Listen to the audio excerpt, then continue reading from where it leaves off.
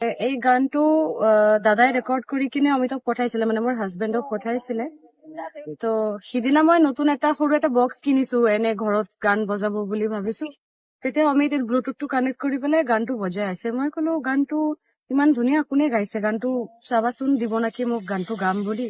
তেতিয়া মোক কৈ আছে যে তোমাক গাবলৈ দিছে আৰু এইটো ডুৱেট হব, যোনে ফাইনেন্স কৰিছে সি দাদাই কৈছে যে তুমি যদি গোৱা।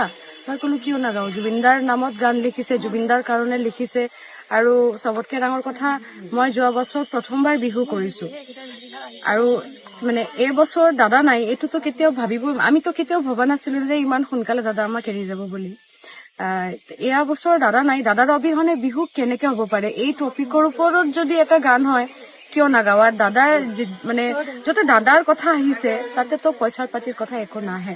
পইচা পাতি ইভেন কিবা ৰেভিনিউ বা কিবা এইবিলাক লৈ পেলাই মই কেতিয়া নাভাবো।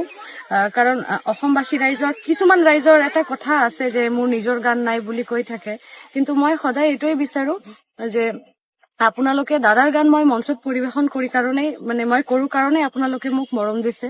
গতিকে এই পৰিচয়টো মই হেৰাব নিবিচাৰো। জুবিনদাৰ গান মৰ্মিতা মঞ্চত পৰিবেশন কৰে, এইখিনি মোৰ কাৰণে যথেষ্ট।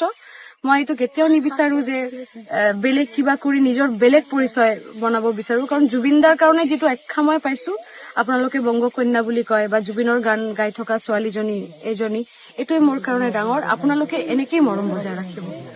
ধন্যবাদ। জয় জুবিন, জয় জুবিন, জয় জুবিন, জয় জুবিন।